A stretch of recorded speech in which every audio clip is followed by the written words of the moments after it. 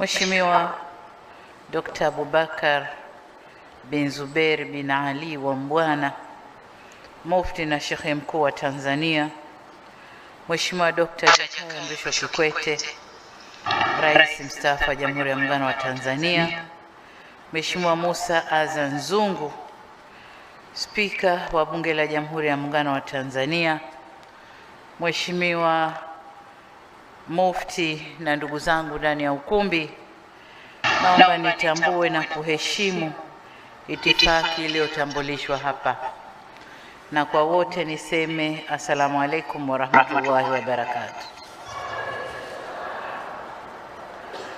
Eid Mubarak.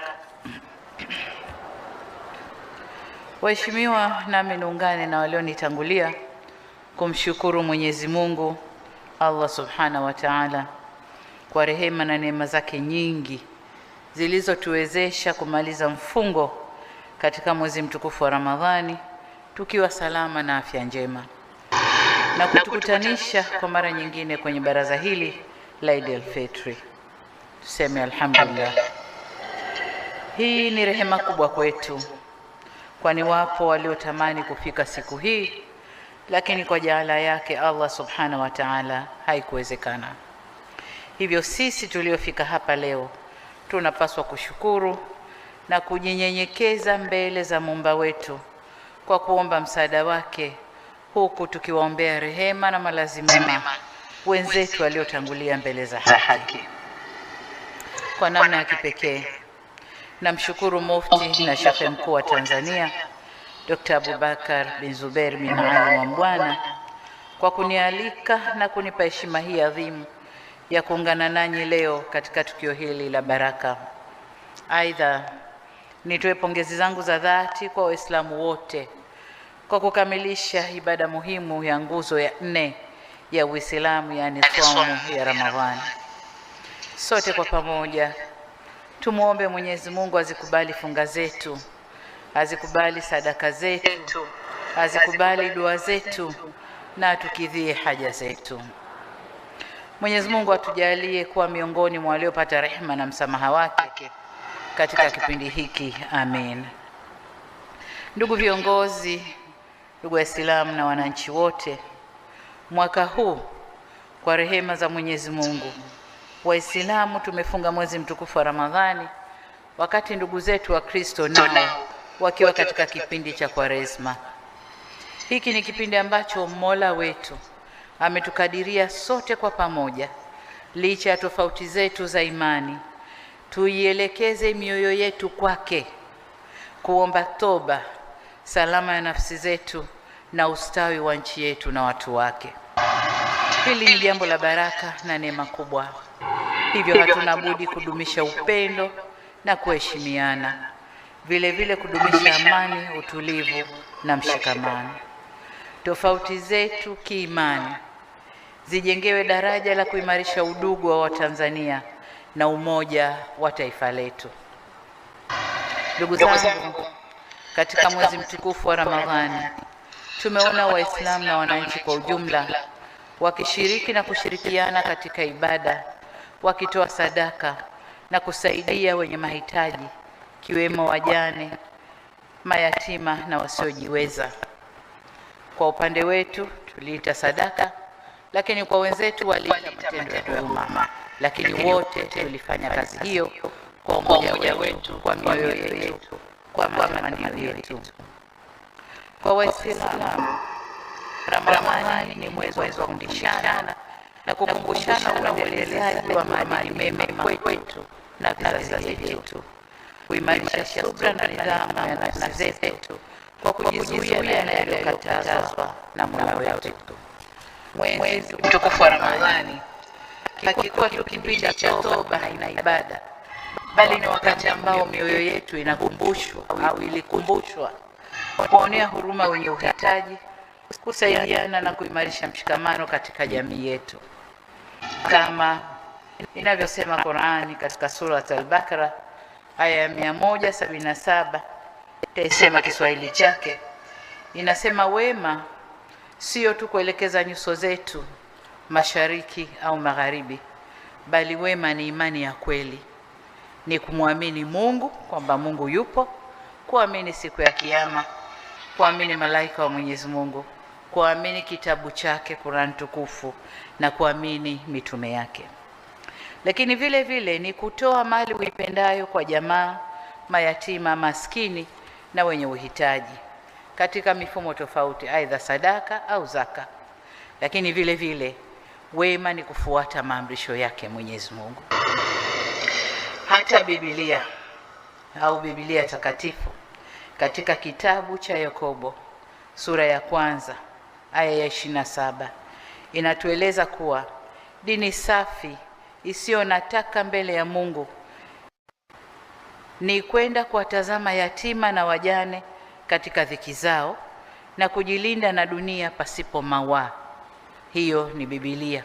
Kiangalia aya mbili hizo zinatuelekeza wote kufanya matendo ya huruma, kupendana, kushikamana na kusaidiana.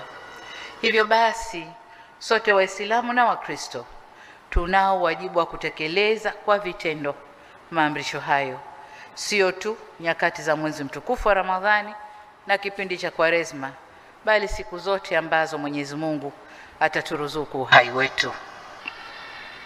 Ndugu zangu, nitumie fursa hii pia kuwashukuru kwa dhati viongozi wote wa dini nchini kwa mchango mkubwa mnaotoa katika kuimarisha maadili ya jamii yetu na kudumisha mshikamano wa taifa letu.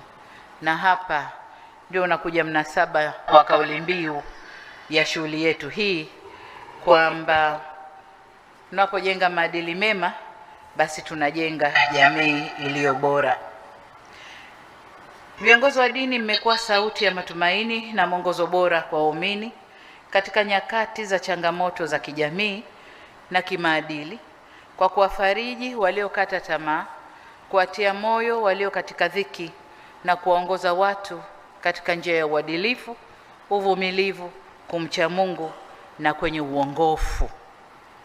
Ni ukweli usiofichika kwamba dini inapojenga maadili mema ya jamii, taifa hujenga msingi wa amani na maendeleo yake. Bila hapo, kama hakuna maadili, tukiendelea kuyaachia yale aliyosema Mufti ya kutukanana kwenye social media, huko kwenye mitandao, ya kutengeneza AI zinazokashifu viongozi aidha wa serikali au wa dini, watoto wetu wadogo wakiyaona yale wanajifunza, wanayafata, hatutakuwa salama na nchi haitatulia, maendeleo hayatakuwepo, sababu tutakuwa kuna vurugu. Hivyo ni waombe viongozi wetu wa dini na madhehebu mbalimbali kuendelea na jukumu hili muhimu la kuwajenga wananchi kiimani na kimaadili kama tulivyoelekezwa na vitabu vyetu, ili tuwe na taifa lenye amani, shikamano, utulivu na ustahimilivu kwa manufaa ya kizazi cha sasa na kizazi kijacho. Ndugu zangu, katika nyakati hizi ambapo tunashuhudia migogoro na mivutano katika maeneo mbalimbali duniani, nchi yetu imeendelea kubaki salama na yenye amani. Hata hivyo, ni muhimu tukatambua kwamba si kila mtu anatamani kutuona katika hali ya amani, umoja na utulivu. Hivyo basi, ni vyema tukazidisha mshikamano na upendo kwa nchi na taifa letu na watu wake. Tuendelee na sifa yetu ya Tanzania ya amani. Ndugu zangu wa Tanzania, nataka niwahakikishie kwa serikali yetu itaendelea kutimiza wajibu wake wa kikatiba wa kulinda uhuru wa kila Mtanzania kuabudu kulingana na imani yake. Pamoja na hayo, ni muhimu kwetu sote kufahamu mipaka ya uhuru huo, na hatuna budi kuheshimu sheria za nchi na haki za wengine, ili uhuru huo usigeuke kuwa chanzo cha chuki, mgawanyiko au kuvuruga amani na mshikamano wa taifa letu.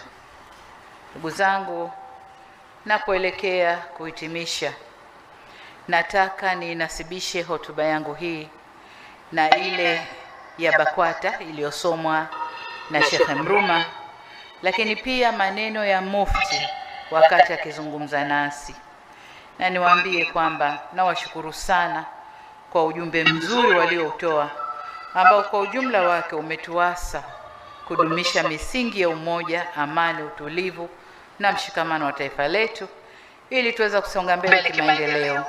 Na asanteni sana kwa ujumbe huo murua. Aidha, nikupongeze Mufti na Shekhe Mkuu na BAKWATA kwa ujumla kwa uamuzi na mwelekeo wa kutaka kuimarisha huduma za afya nchini kwa kuendeleza ujenzi wa vituo vya afya katika kila mkoa na baadhi ya wilaya, pamoja na mkakati wenu wa kujenga hospitali kubwa yenye hadhi ya rufaa hapa Dar es Salaam. Uamuzi huu unaunga mkono juhudi za serikali za kuboresha na kusogeza huduma za afya